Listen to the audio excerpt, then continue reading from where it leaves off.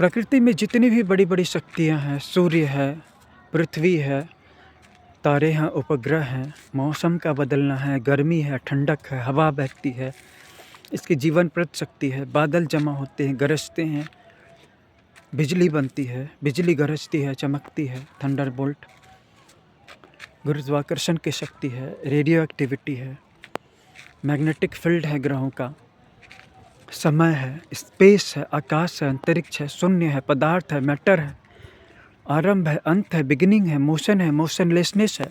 ये सभी देवी देवता हैं, ये सभी देवता हैं। और जो हम इनके बीच में, ब्रह्मांड के बीच में जो हमारा जन्म हुआ है, यहाँ पर मृत्यु कभी हुई ही नहीं है, क्योंकि मृत्यु होती तो पदार्थ वहीं पर समाप्त हो जाता, पदार्थ तो चलता ही रह जाता है।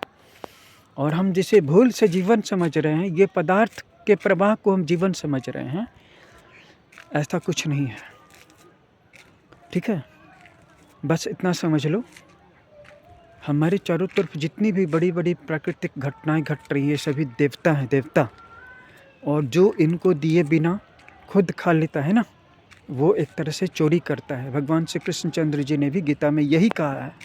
गीता जी में उन्होंने कहा है कि जो देवताओं को दिए बिना, उनका अंश दिए बिना खुद खाता है, वह एक तरह से चोरी ही करता है, चोरी किया हुआ ही पकाता है। इसीलिए अपने चारों तरफ जो बड़ी बड़ी शक्तियाँ हैं, आकाश है, पानी है, हवा है, अग्नि है, सूर्य है, इंद्र है, तापमान है, गुरुत्वाकर्षण है, रेडियो एक्टिविटी है, मैग्नेटिक फील्ड है, और बहुत कुछ है। जितना तुम जानते हो, तुम तो कुछ भी नहीं जानते हो।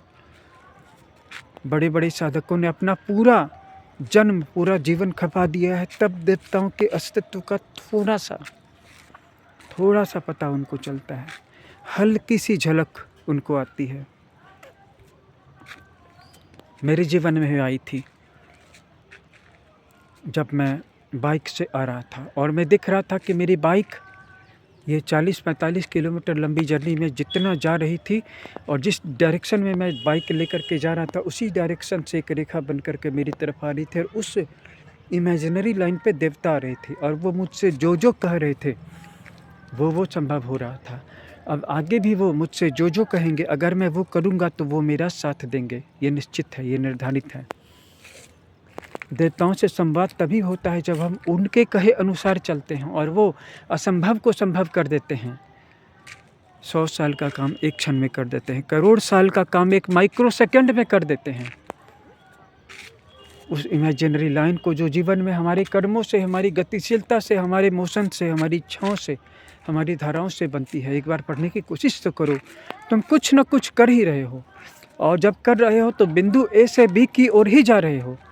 चाहे तुम भौतिक रूप से वॉकिंग कर रहे हो, बाइक चला रहे हो, कार चला रहे हो, या वायुयान में जा रहे हो, या फिर किसी कर्म को बिगिन करके फिनिश कर रहे हो, जा तो रहे हो एक बिंदु से दूसरे बिंदु की ओर ही। और इस बिंदु से उस बिंदु की ओर जाने में जो एक इमेजिनरी रेखा बन रही है, उस रेखा पर उधर से चल करके एक डेटी, एक इनफाइनाइट तत्व तुम्हारी तरफ आ रहा है, वही तुम्हारा कंट्रोल करने वाला देवता है। ओम एतत् कर्म प्रधान देवताभ्यो नमः, है ना। श्रीमन महागणाधिपतये नमः, लक्ष्मी नारायणाभ्याम नमः, उमा महेश्वराभ्याम नमः, वाणी हिरण्यगर्भाभ्याम नमः, सचि पुरंदराभ्याम नमः, छाया मार्तंडाभ्याम नमः, इष्ट देवताभ्याम नमः, ग्राम देवताभ्याम नमः, कुल देवताभ्याम नमः, मातृपितृचरण कमलोभ्यो नमः, गुरुचरण कमलोभ्यो नमः, सर्वेभ्यो देवेभ्यो नमः, सर्वाभ्यो देवीभ्यो नमः। ओम सिद्धि बुद्धि सहिताय श्रीमन महागणाधिपतये नमः। जरा उस देवता की बात सुनो, वो असंभव को संभव कर देगा। ठीक है।